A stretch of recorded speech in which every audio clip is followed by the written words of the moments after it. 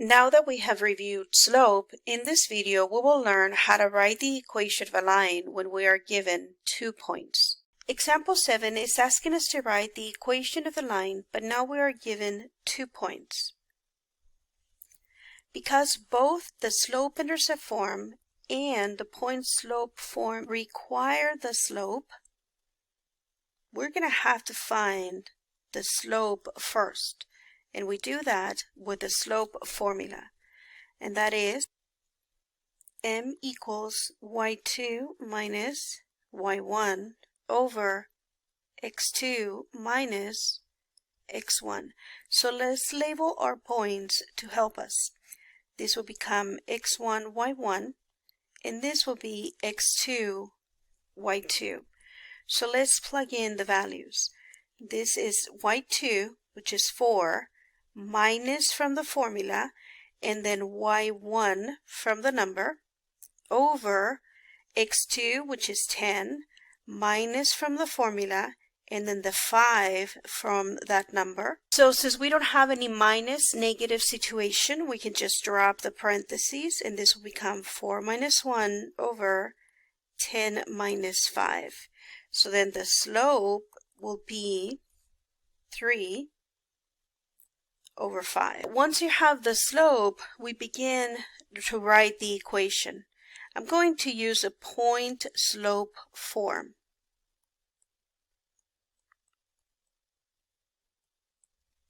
And then I'm going to plug in all the values that I'm given. I have the y from the formula minus, we have y1, remember y1 was 1. Right here, here's y1, equals the m that we just found, the slope, which was 3 over 5. We just found that slope. We open the parentheses from the formula and the x minus, and then we look for x1, in this case is 5. And then we close the parentheses. We check that there is no minus negative situation, and there isn't, so we can drop those inner parentheses. So this becomes y minus 1 is equal to 3 over 5 x minus 5. And we found the equation of the line given by those 2 points and point slope form. Then we're going to continue, remember, we're going to try now to write it in slope-intercept form. So we bring the equation that we just found, y minus 1 equals to 3 over 5, x minus that 5. In order to write it in slope-intercept form, we need to distribute this fraction inside the parentheses to eliminate the parentheses. So from left to right, I have y minus 1 is equal to 3 over 5 times x will just be 3 over 5x. And then I'm going to do the multiplication right here on the side. So now I'm going to multiply the fraction times that whole number. And we get lucky because this 5 and 5 are going to eliminate each other, leaving us only with that numerator, that 3. Now because the fraction is positive and the 5 is negative, this will be minus 3. We're not done, remember, we need to make sure that we leave the y by itself. In this case, I have this minus 1, so the opposite of subtraction will be addition. I'm going to add 1 to both sides. And from left to right, this becomes y, this goes to 0, equals to 3 over 5, don't lose the x, and then minus 3 plus 1, different signs, we subtract, keep the sign of the largest, and that makes it minus 2. So this is also the equation of the same line, but this time in slope-intercept form. Let's go all the way and find the standard form. So we bring the slope-intercept form, that was y equals to 3 over 5 x minus 2. And we need to eliminate the fraction because remember a, b, and c have to be whole numbers. And we do that by multiplying every single term by the denominator. From left to right, 5 times y will be 5y equals, on the right side, these two 5's get eliminated, leaving us only with 3x. And then 2 times 5 will be 10. And since they have different signs, that will be minus 10. Now I need to move the x's to their rightful place. That's at the beginning of the equation. Since it's positive 3x, I'm going to subtract 3x from both sides.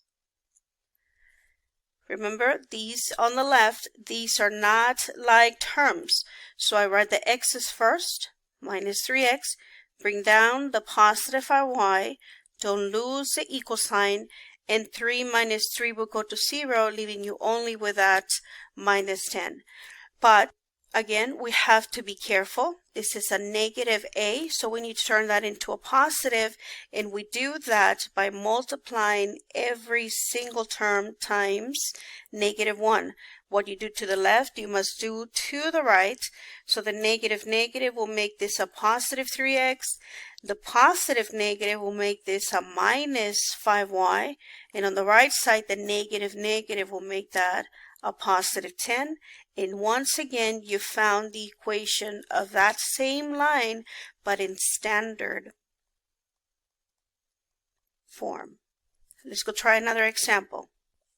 In example 8, they also ask us to write the equation of the line and that they are giving us 2 points. Now you might be saying that you only see 1 point, the 4, 1.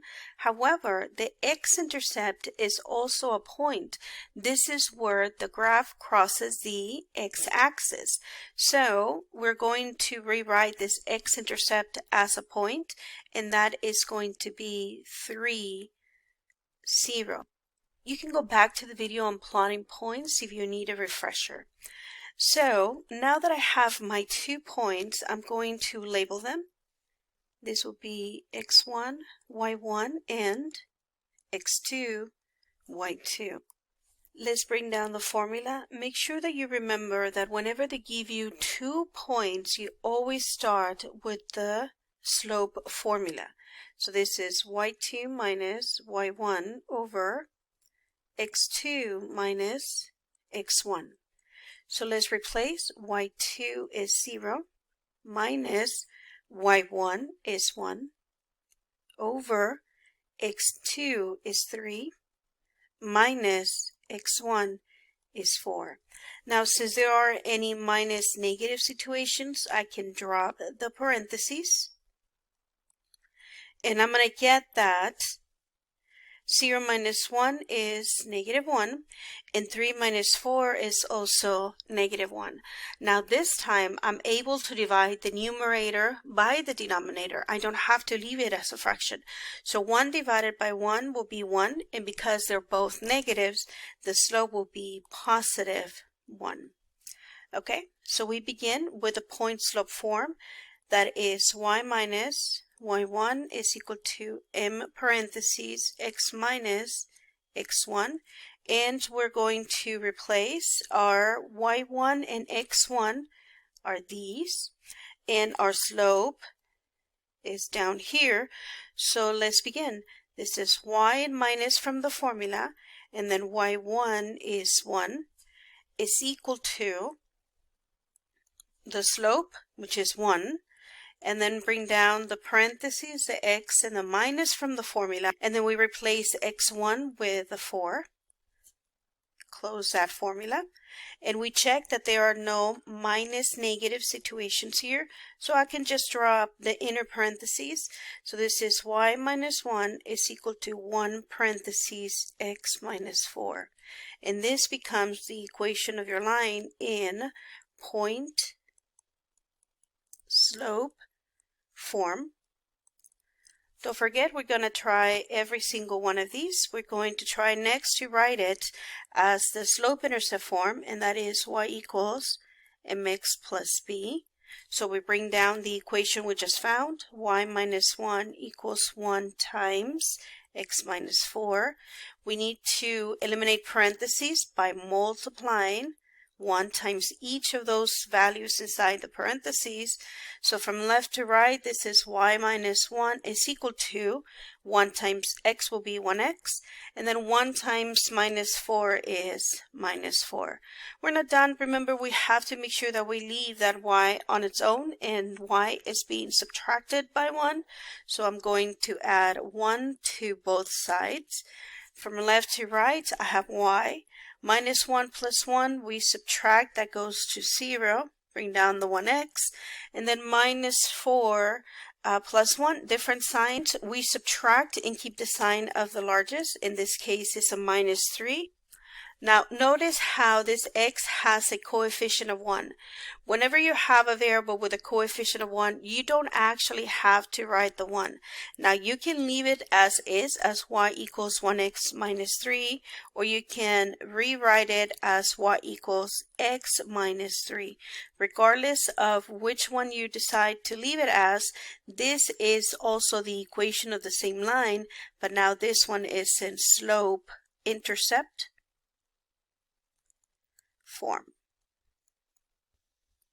In this last example 9, they're still telling us that they're giving us 2 points. Now, just like before, -4, -5 will be 1 point, and then the y-intercept is also a point.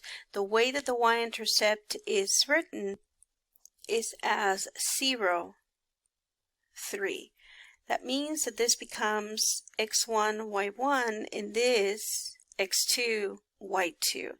Because we don't have the slope, that's where we start with the slope formula. So I have m equals y2 minus y1 over x2 minus x1. We replace y2 is 3 minus y1, in this case is minus 5, over x2, that's 0, minus from the formula, and then -4 from that point. This time I do have that minus negative situation, which means that this is going to change into 3 plus 5 over 0 plus 4. Now 3 plus 5 is going to give us 8, and 0 plus 4 will be 4, and this can be further simplified because I can divide the numerator by the denominator, and 8 divided by 4 is 2. So then we found our slope. Now, in this particular situation, I'm going to bypass the point-slope form, and I'm going to bring down the slope-intercept form, and I'll tell you why in a second. Instead of using the point-slope form, I can use the slope-intercept form for the following reason. Remember that m is the slope, and b is the y-intercept. I know the slope. Remember, the slope is down here. The slope is 2. But I am also given the y-intercept. If you go back to the way that the example was written, it says here that the y-intercept is 3. So then you also have b. So then this becomes y is equal to 2x, because the slope was 2, plus 3. Because the y-intercept is given to us as being 3. Then this becomes the equation of the line in slope-intercept form. Now, if they're asking you to find the point-slope form or to change this equation into standard form, go back to example 7 and 8 to see how that was created. Thank you so much for watching, and I'll see you in the next one.